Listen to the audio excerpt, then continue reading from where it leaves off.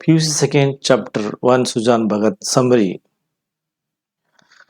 सुजान भगत हिंदी में समरी। सुजान भगत प्रेमचंद की श्रेष्ठ कहानियों में से एक है। इसमें ग्राम्य जीवन की झांकी प्रस्तुत की गई है। संपूर्ण कहानी में सुजान भगत ही मुख्य पात्र हैं। सुजान की पत्नी का नाम बुलाकी है, बड़ा बेटा भोला और छोटा बेटा शंकर। सुजान भोला भाला किंतु एक सज्जन परोपकारी किसान है। गर्मी, सर्दी तथा वर्षा में भी पसीना बहाकर खेती का काम करता। सीधे साधे किसान धन हाथ आते ही धर्म और कीर्ति की ओर झुकते हैं। सुजान की चित्तवृत्ति भी धर्म की ओर झुकने लगी। साधु संतों का सत्कार, मेहमानों का जमघट, थानेदारों का अफसरों की चौपाल, भजन भाव आदि होने लगे। सुजान अति विनम्रता उदार बनकर सेवा चाकरी करता, परंतु घमंड नहीं। दूसरों को खेतों को पानी देता, लेकिन चेतन जगत में आकर सुजान भगत कोरे भगत रहा गया तो उसे हाथों में से अधिकार छीने जाने लगा। गांव में भगत का सम्मान था, परंतु घर में अनादर। लड़के उनकी चाकरी तो खूब करते, परंतु अधिकार उनके हाथ में न था। वह अब घर का स्वामी नहीं बल्कि मंदिर का देवता था। पेड़ के नीचे बैठकर सुजान सदा विचार में मग्न रहता था। वह कोई भी अपाहिज नहीं, घर का सब काम करता, फिर भी वह अनादर। अब वह द्वार का कुत्ता है, जो रूखा सूखा मिले वही खाकर पड़ा रहता।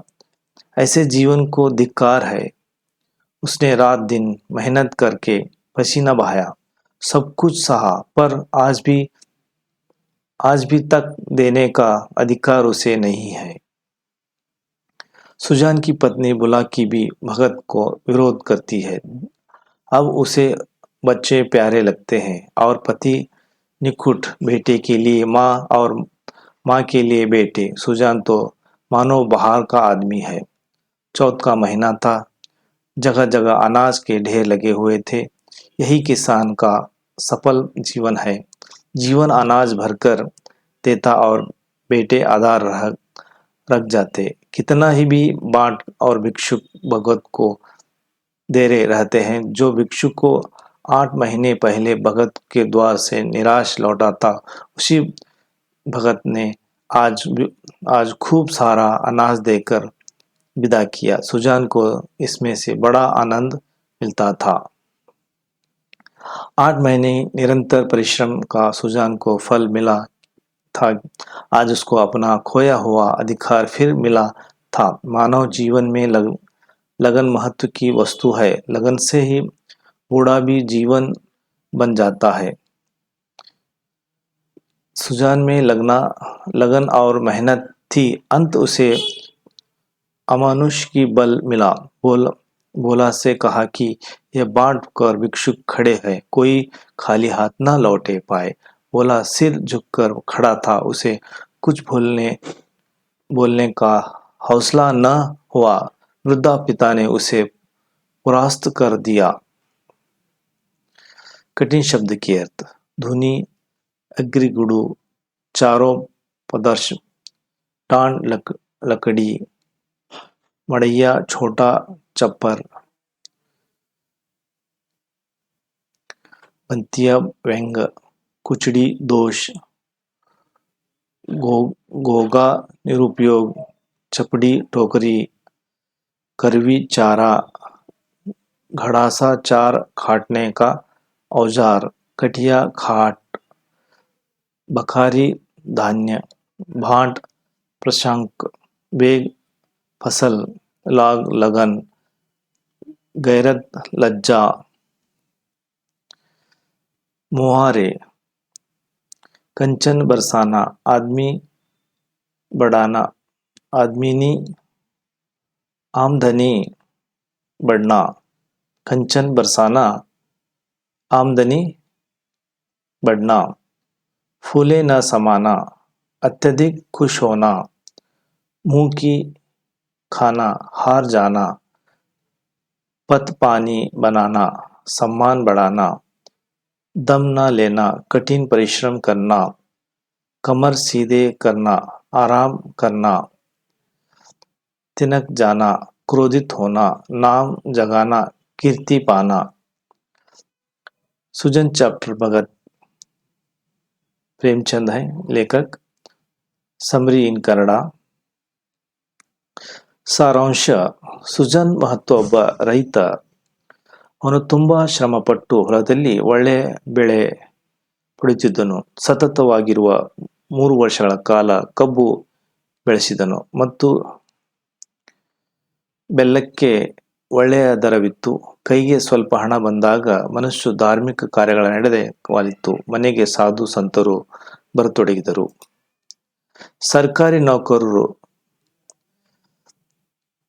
ಹಳ್ಳಿಗೆ ಬಂದರೆ ಅವರಿಗೆ ಅವನದೇ ಆತಿಥ್ಯ. ಊರಲ್ಲಿ ಕೆಲವರು 3 ಬಾವಿಗಳಿಂದ ಮತ್ತು ಕುಡಿಯುವ ನೀರಿನ ಕೊರತೆ ಇದ್ದಿತ್ತು. ಸುಜಾನ್ ಸ್ವಂತ ಖರ್ಚಿನಲ್ಲಿ ಒಂದು ಬಾವಿ ತೊಡಗಿಸಿ ನೀರಿನ ಸಮಸ್ಯೆಯನ್ನು ಪರಿಹರಿಸಿದನು. ಜನರು ಅವನನ್ನು ಗೌರವಿಸುವುದು ಹೆಚ್ಚಿಸಿದರು. ಅವನಲ್ಲಿ ಅಹಂಕಾರ ಉಂಟಾಗಲಿಲ್ಲ ಮತ್ತು ಅವನು ಜನರ ಮುಂದೆ ತಲೆ ಬಾಗಿಸಿ ನಡೆಯುತ್ತಿದ್ದನು. ಪತ್ನಿಯೊಂದಿಗೆ ಪುಣ್ಯ ಕ್ಷೇತ್ರವಾದ ಗಯಾ ತೀರ್ಥಯಾತ್ರೆಯನ್ನು ಮಾಡಿದನು ಮತ್ತು ಮರಳಿ ಬಂದ ಬಳಿಕ ಸಂಪ್ರದಾಯ ಪ್ರಕಾರ ಯಜ್ಞ ಭೋಜನ ನಡೆಸಿದನು. ಈ ಕಾರ್ಯಕ್ರಮಕ್ಕೆ ಅವನ ಇಷ್ಟ ಮಿತ್ರರು ಮತ್ತು ಸಂಬಂಧಿಕರ ಜೊತೆಗೆ 11 ಊರುಗಳ ಜನರಿಗೆ ಆಮಂತ್ರಣವಿದ್ದಿತು. ಸುಜಾನ್ ಈ ಎಲ್ಲ ಔದಾರ್ಯವನ್ನು ಕಂಡು ಕೆಲವರು ಅಸೂಯೆ ಪಡುತ್ತಿದ್ದರು ಮತ್ತು ಅವನಿಗೆ ಹುದುಗಿಟ್ಟ ನಿಧಿ ದೊರೆತಿರುವ ಸಂಭವವಿದೆಂದು ಹೇಳುತ್ತಿದ್ದರು. ಸುಜಾನ್ ಮಹತ್ತನು ಧಾರ್ಮಿಕ ಮನೋವೃತ್ತಿಯನ್ನು ಕಂಡು ಜನರು ಅವನನ್ನು ಸುಜಾನ್ ಭಗತ್ ಎಂದು ಕರೆದು ತೊಡಗಿದರು. ಅವನೊಬ್ಬ ನಿಜವಾದ ಭಕ್ತನಂತೆ ಜೀವಿಸತೊಡಗಿದನು. ಸ್ನಾನ ಮಾಡದೆ ಆಹಾರ ಸೇವನೆ ಮಾಡುತ್ತಿರಲಿಲ್ಲ. ಗಂಗಾ ನದಿಯ ಮನೆಯಿಂದ ತುಂಬಾ ದೂರದಲ್ಲಿದ್ದರೂ ಅವನು ಗಂಗೆಯಲ್ಲಿ ಸ್ನಾನ ಮಾಡಿ ಮಧ್ಯಾಹ್ನ ಮನೆಗೆ ಮರಳುತ್ತಿದ್ದನು. ಅವನ ನಡತೆ ಮತ್ತು ಆಹಾರದಲ್ಲೂ ಸಂಯಮ ಉಂಟಾಯಿತು. ಅಲೌಕಿಕತೆಯಿಂದ ಅಲೌಕಿಕತೆಯ ಮಟ್ಟಕ್ಕೇರಿದನು. ಹಿಂದೆ ಸ್ವಲ್ಪ ಬಡ್ಡಿ ವ್ಯವಹಾರ ಮಾಡುತ್ತಿದ್ದನು. ಬಡ್ಡಿ ಬಡಿಯುವುದು ಕೃಪಾಕೃತೆಯನ್ನು ಎಣಿಸಿ ಆ ದಂಧೆ ನಿಲ್ಲಿಸಿದನು. ಹಾಲು ಕರೆಯುವಾಗಲೂ ಕರುವನ್ನು ಗಮನದಲ್ಲಿರಿಸಿಕೊಳ್ಳುತ್ತಿದ್ದನು. ಅದಕ್ಕೆ ಅನ್ಯಾಯವಾಗದಂತೆ ನೋಡಿಕೊಂಡು ಹಾಲು ಕರೆಯುತ್ತಿದ್ದನು. ಅವನು ಊರಿನ ಮುಖ್ಯಸ್ಥನಾಗಿದ್ದು ಮತ್ತು ಎಷ್ಟೋ ಬಾರಿ ನ್ಯಾಯಾಲಯದಲ್ಲಿ ಸುಳ್ಳು ಸಾಕ್ಷಿ ನೀಡಿದ್ದನು. ಈ ಸುಳ್ಳುಗಾರಿಕೆ ಮತ್ತು ವಂಚನೆಯನ್ನು ತ್ಯಜಿಸಿದನು. ಹಿಂದೆ ಅವನು ಅತ್ಯಂತ ಕಡಿಮೆ ಮಜೂರಿ ನೀಡಿ ಅತಿ ಹೆಚ್ಚು ಕೆಲಸ ಪಡೆಯುತ್ತಿದ್ದನು. ಈಗ ಕಡಿಮೆ ಕೆಲಸಕ್ಕೆ ಅತ್ಯಂತ ಹೆಚ್ಚು ಮಜೂರಿ ನೀಡತೊಡಗಿದನು. ಅವನಲ್ಲಾಗಿರುವ ಈ ಪರಿವರ್ತನೆ ಅವನ ಪತ್ನಿ ಮತ್ತು ವಯಸ್ಸಿಗೆ ಬಂದಿರುವ 2 ಗಂಡು ಮಕ್ಕಳಿಗೆ ಸಹಿಸಲಾಗಲಿಲ್ಲ. ಅವರು ಅವನನ್ನು ಕೋರಾ ಭಗತ್, ಮೂರ್ಖ ಭಕ್ತ ಎಂದು ಕರೆಯತೊಡಗಿದರು. ಅವರು ಒಂದಾದ ಮೇಲೊಂದರಂತೆ ಸುಜಾನ್ ಹಕ್ಕುಗಳನ್ನು ಕಸಿದುಕೊಂಡು ಬೇಸಾಯ ಮತ್ತು ಮನೆಯ ವ್ಯವಹಾರದ ಸಂಬಂಧದಲ್ಲಿಟ್ಟು ಮಕ್ಕಳು ಮತ್ತು ಸ್ವತಂತ್ರವಾಗಿ ವರ್ತಿಸತೊಡಗಿದರು. ಮಹತ್ವ ನಿರ್ಣಯ ಕೈಗೊಳ್ಳುವುದಾಗಲೂ ಮಕ್ಕಳ ಮತ್ತು ಅವನ ತಾಯಿ ಅವನನ್ನು ಕೇಳುತ್ತಿರಲಿಲ್ಲ. ಯಾರೂ ಅವನ ಬಳಿ ಹೋಗುತ್ತಿರಲಿಲ್ಲ. ಊರೆಲ್ಲ ಅವನ ಗೌರವ ಹೆಚ್ಚಿಸಿದರು. ಮನೆಯಲ್ಲಿ ಅವನನ್ನು ನಿರ್ಲಕ್ಷಿಸತೊಡಗಿದರು. ಅವನು ಗೌರವಿಸುತ್ತಿದ್ದರೂ ಅವನ ಅಧಿಕಾರವನ್ನೆಲ್ಲ ಕಸಿದುಕೊಂಡಿದ್ದರು. ಅವನನ್ನು ಮನೆಯ ಯಜಮಾನನಾಗಿರದೆ ದೇವಾಲಯದ ಮೂರ್ತಿಯನ್ನಾಗಿದ್ದನು. ಒಂದು ದಿನ ಬುಲಾಕಿ ಸುಜಾನ್ ಹೆಂಡತಿ ಬೇಳೆ ಕಲಿಸುತ್ತಿದ್ದಾಗ ಒಬ್ಬ ಭಿಕ್ಷುಕನು ದ್ವಾರದ ಬಳಿ ನಿಂತು ಗಟ್ಟಿಯಾಗಿ ಕೂಗುತ್ತಿದ್ದನ್ನು ಕೇಳಿಸಿತು.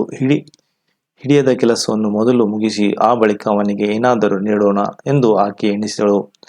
ಅಮ್ಮ, ಹೊರಗೊಬ್ಬ ಮಹಾತ್ಮನು ನಿಂತಿರುವನು, ಅವನಿಗೆ ಏನಾದರೂ ಕೊಟ್ಟು ಬಿಡು. ತುಂಬಾ ಕಿರಿಚುತ್ತಿರುವನು, ಅವನು ಗಂಟಲು ಒಡೆದು ಹೋಗಬಹುದು ಎಂದು ಹಿರಿಯ ಮಗ ಬೋಲಾ ತಾಯಿಗೆ ಹೇಳಿದನು.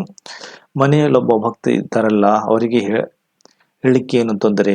ನನಗಿರುವುದು 2 ಕೈಗಳು ಎಂದು ಅವರ ನಿರ್ಲಕ್ಷ್ಯದಿಂದ ಹೇಳಿದಳು. ತಾಯಿ ಮತ್ತು ಮಗನ ನಡುವೆ ಸುಜಾನ್ ಭಗತ್ ಕುರಿತು ಸ್ವಲ್ಪ ಮಾತುಕತೆ ನಡೆಯಿತು. ಅವರು ಅವನೊಬ್ಬ ಭಕ್ತನಾಗಿರುವ ಬಗ್ಗೆ ಅಸಮಾಧಾನವನ್ನು ವ್ಯಕ್ತಪಡಿಸಿದರು.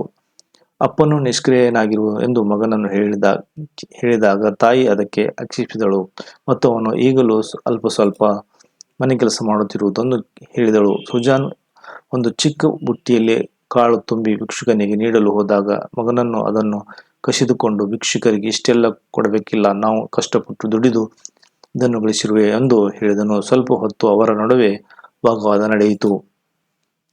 ಸುಜಾನ್ ಭಿಕ್ಷುಕನು ಬರೀ ಕೈಯಲ್ಲಿ ಕಳಿಸಿದನು ಮತ್ತು ಮರದ ಬುಡದಲ್ಲಿ ಕುಳಿತು ಯೋಚನೆ ಮಗ್ನನಾದನು. ಸ್ವಲ್ಪ ಹೊತ್ತು ಕಳೆದ ಬಳಿಕ ಅವನ ಹೆಂಡತಿ ಊಟಕ್ಕೆ ಕರೆದಾಗ ಅವನ ಕಠೋರ ಮಾತುಗಳನ್ನು ಕೇಳಿ ಅವುಗಳನ್ನು ಮರಳಿ ಕಳಿಸಿದನು. ಸುಜಾನ್ ಮನೆಯಲ್ಲಿ ಇದ್ದು ಇಲ್ಲದಂತಾಯಿತು. ಈ ಕುರಿತು ಅವನು ದೀರ್ಘಕಾಲ ಯೋಚಿಸಿದನು. ರಾತ್ರಿ ತುಂಬಾ ಹೊತ್ತು ಕಳೆಯಿತು. ಹಾಸಿಗೆಯಿಂದ ಎದ್ದು ಎತ್ತುಗಳಿಗೆ ಹುಲ್ಲು ಮೇಯಲು ಹೋದನು. ತನ್ನ ಜೀವನದಲ್ಲಿ ಇದೆಂದೂ ಪಡದಷ್ಟು ಶ್ರಮಪಟ್ಟ ಅವನ ಮಕ್ಕಳು ದಿನನಿತ್ಯ ಕೊಯ್ಯುತ್ತಿದ್ದ ಹುಲ್ಲು ಎತ್ತುಗಳಿಗೆ ಸಾಲುತ್ತಿರಲಿಲ್ಲ ಎಂದು ಇದರ ಮುಂದೆ ದೊಡ್ಡ ಹುಲ್ಲಿನ ರಾಶಿಯೇ ಬಿದ್ದಿತ್ತು.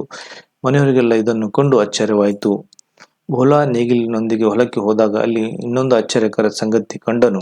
ಸುಜಾನ್ ಆಗಲೇ ಅರ್ಧ ಹೊಲವನ್ನು ನೇಗಿಲಿನಿಂದ ಉತ್ತಿದ್ದನು. ಮಧ್ಯಾಹ್ನವಾಯಿತು. ಇದಕ್ಕೆ ರೈತರೇ ಎಲ್ಲ ವಿಶ್ರಾಂತಿ ಪಡೆದುಕೊಳ್ಳಲು ಹೋದಾಗ ಸುಜಾನ್ ತನ್ನ ಕೆಲಸವನ್ನು ನಿಲ್ಲಿಸಲಿಲ್ಲ. ಭೋಲಾ ಬಳಲುತ್ತಿದ್ದನು. ಆದರೆ ಕೆಲಸವನ್ನು ನಿಲ್ಲಿಸಲು ಅವನಿಗೆ ಧೈರ್ಯ ಸಾಲಲಿಲ್ಲ.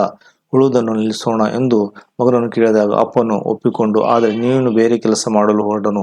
ಅವರು ಹೊಡೆಯುತ್ತಿದ್ದ ನೇಗಿಲನ್ನು ತುಂಬಾ ಆಳಕ್ಕೆ ಹೋಗಿರದ ಕಾರಣ ತನ್ನ ಕಾಲದಲ್ಲಿ ಬರುವುದಷ್ಟು ಬೆಳೆ ಬರುತ್ತಿರಲಿಲ್ಲ ಎಂದು ಹೇಳಿದನು. ಸುಜಾನ್ ದಿನನಿತ್ಯ ಹೊಲದಲ್ಲಿ ತೊಡಗಿದನು. ಇದನ್ನು ಕಂಡು ಊರವರಿಗೆ ಆಶ್ಚರ್ಯವಾಯಿತು. ಪುನಃ ಅವನ ದ್ವಾರದಲ್ಲಿ ಸಾಧು ಸಂತರು ಕಾಣಿಸತೊಡಗಿದರು. ಸುಜಾನ್ ಅವರ ಸತ್ಕಾರ ಮಾಡತೊಡಗಿದನು. ಹೊಲದಲ್ಲಿ ಉತ್ತಮ ಬೆಳೆ ಬಂದಿತು. ಯಾವ ಹೊಲದಲ್ಲಿ 5 ಮಣ ಕಾಳು ಬೆಳೆಯುವುದು ಅಸಾಧ್ಯವಾಯಿತು, ಅದೇ ಹೊಲದಲ್ಲಿ 10 ಮಣ ಬೆಳೆ ಬಂದಿತು. ಹೊಲದಲ್ಲಿ ಸುಜಾನ್ ಕಾಳಿನ ಬುಟ್ಟಿಯನ್ನು ತುಂಬುತ್ತಿದ್ದನು. ಈ ಮಕ್ಕಳು ಮತ್ತು ಅವುಗಳನ್ನು ಹೊತ್ತುಕೊಂಡು ಮನೆಗೆ ಬರುತ್ತಿದ್ದರು. ದೊಡ್ಡ ಸಂಖ್ಯೆಯಲ್ಲಿ ಭಿಕ್ಷುಕರು ಮತ್ತು ಸನ್ಯಾಸಿಗಳು ಸುಜಾನಿಗೆ ಮುತ್ತಿಗೆ ಹಾಕಿದರು.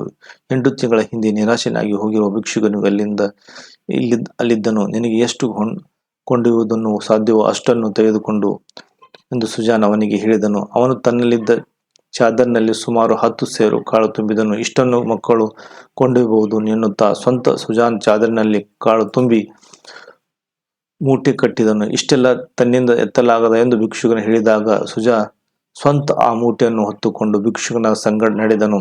ಭೋಲಾ ಇದನ್ನೆಲ್ಲ ನೋಡುತ್ತಾ ನಿಂತಿದ್ದನು. ವೃದ್ಧ ತಂದೆಯು ಯೌವನಾವಸ್ಥೆಯನ್ನು ಮಗನನ್ನು ಸೋಲಿಸಿದನು. एक्सपर्ट करियर एकेडमी उल्लासा सैनिक स्कूल ಮೊದಲಿಗೆಟ್ ಹತ್ತಿರ road Habibnagar Vijayapura. Admission open, summer vacation class and regular class admission are open. Class 10th Kannada medium and English medium. Class 9th, Class 8th, Class 7th, Class 6th, Class 5th, Class 4th. All competitive exam. So all competitive exam Navodaya Sainik Kittur. PUC per second. Arts, Commerce, Science. All class coaching available in Expert Career Academy. Thank you for watching and subscribe. ಈ video ನೋಡೋಕೆ ಎಲ್ಲ ವಿದ್ಯಾರ್ಥಿಗಳಿಗೆ ಧನ್ಯವಾದಗಳು. Expert career academy ವಿಳಾಸ Sainik school ಮೊದಲಿಗೆಟ್ ಹತ್ತಿರ road Habibnagar Vijayapura. ಒಮ್ಮೆ ಭೇಟಿ ಕೊಡಿ.